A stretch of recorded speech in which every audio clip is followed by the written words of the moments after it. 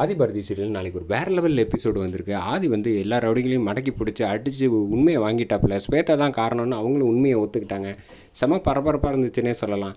இங்கே போலீஸ் ஸ்டேஷனில் வந்து பேசிகிட்டு இருக்காப்புல நம்ம ஆதி. சார் ஒரு நிமிஷம் கொஞ்சம் பொறுமையாக இருங்க.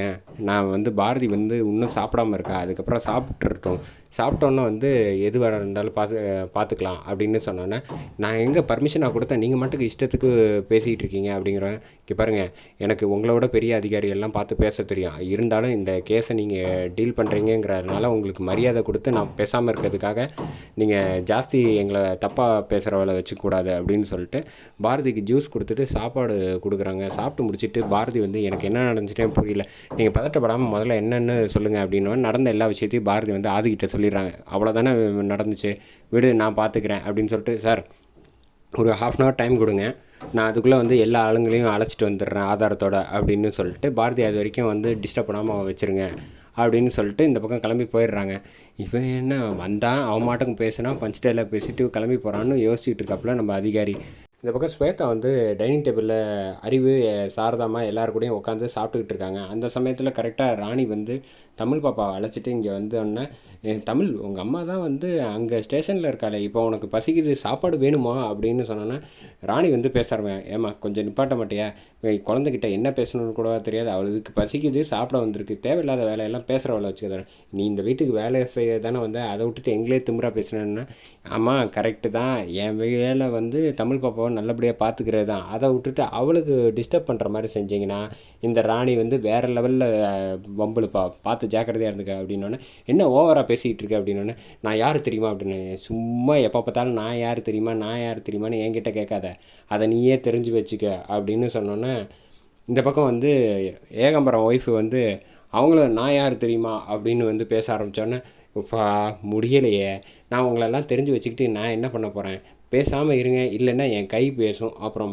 நான் ஒன்றும் சொல்கிறதுக்கு இல்லை, என்னது கை பேசுமான்னு சாரதாமா முறைச்சி பார்த்தோன்னா கையில் உள்ள ஒரு பொருள், காய்கறி வெட்டுற பொருளை எடுத்து டக்குன்னு மார்க் பண்ணி ஒரே பாயிண்டில் அடிக்கிறாங்க. அதை பார்த்தோன்னே, என்ன இந்த பாயிண்ட் வந்து நான் தெரியாமல் எரியலை, நான் வச்ச குறி வந்து தப்பாமல் ஒரே இடத்துல போகுது பாருங்கள், தெரிஞ்சுக்கங்க, அடுத்தது வந்து ஏதாவது வாயை திறந்து தமிழை வம்புழுத்தீங்க, அடுத்த குறி உங்ககிட்ட தான் வரும், பார்த்து ஜாக்கிரதை அப்படின்னு சொன்னோன்னா எல்லோரும் எந்திரிச்சு போயிடுறாங்க.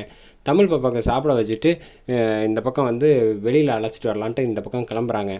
அதே சமயம் இங்கே ஆதி வந்து கரெக்டாக வந்து பாரதியோட வீட்டுக்கு வந்துடுறாங்க. வந்தோடனே வந்து பேசுகிறாங்க. விசாரித்து பார்த்ததில் வந்து, ஆமாம் என்கிட்ட ஒருத்தர் இந்த தெரிஞ்சவர் தான்ப்பா வந்து கொடுத்தாங்க பாரதி பேர் சொல்லி அப்படின்னா, அவங்க வீட்டுக்கு போய் பார்க்கலாமா அப்படின்னு சொன்னோன்னே, இருங்க முதல்ல வந்து வீட்டில் இருக்காரான்னு ஃபோன் பண்ணி கேட்போம் அப்படின்னு சொல்லிட்டு, வீட்டில் தான் இருக்கேன் அப்படின்னு சொன்னோன்னே, ஃபோனை வச்சுட்டு வாங்க அவங்க வீட்டுக்கு போகலான்னு ஆதி வந்து காரில் அழைச்சிட்டு போயிடுறாங்க மாமாவை.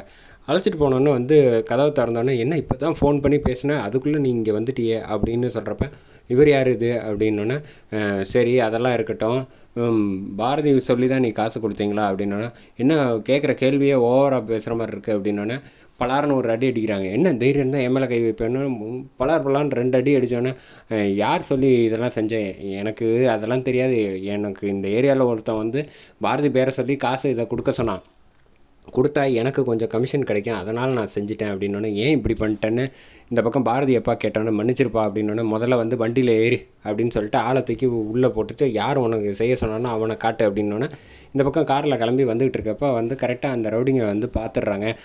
தம்பி அந்த 2 பேர் தான் என்கிட்ட காசு கொடுத்தாங்க அப்படின்னோடனே, இங்கே ஆதி வந்து அவரை அழைச்சிட்டு வந்துட்டு இங்கே மாசாக நிற்கிறாப்புல.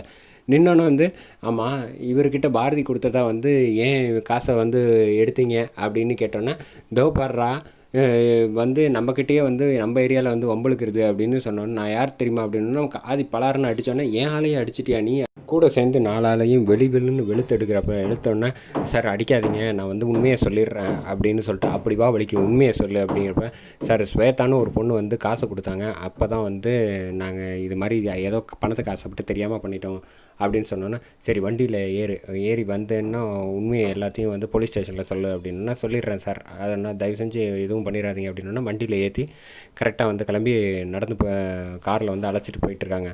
அதே சமயம் இந்த பக்கம் வந்து ஸ்வேதாவுக்கு ஃபோனை போட்டு அந்த ரவுடி வந்து சொல்லிடுறாங்க, இந்த மாதிரி சொல்லிட்டேன் மேடம் மன்னிச்சிருங்க அப்படின்னோன்னா, அப்பா இப்போ வந்து மாமாவுக்கு எல்லா உண்மையும் தெரிஞ்சிச்சு, ஒரே ஒரு விஷயம் மட்டும்தான் இப்போ பாக்கி, பா பா பாரதியை வந்து ஆதி வந்து போய் மீட் பண்ண விடாத லெவலுக்கு பண்ணணுன்னா தமிழ் பாப்பா வந்து நம்ம வேறு ஆளை வச்சு மாற்றி விட்டுறணும் அப்படின்னு சொன்னோன்னா, அப்படியா சரி விடு நான் பார்த்துக்கிறேன்னு சொல்லிட்டு அழைச்சிட்டு 4-5 பேரை செட் பண்ணுறாங்க. செட் பண்ணிட்டு கரெக்டாக ராணி கூட வந்துகிட்டு இருக்கப்போ வந்து தமிழை வந்து வம்புழுக்கலான்ட்டு வராங்க. வந்தோடனே ராணி வந்து செம்ம மாதம் வந்து ஃபைட்டை 4 அடி போட்டு பரட்டி எடுத்துடுறாங்கன்னு சொல்லலாம்.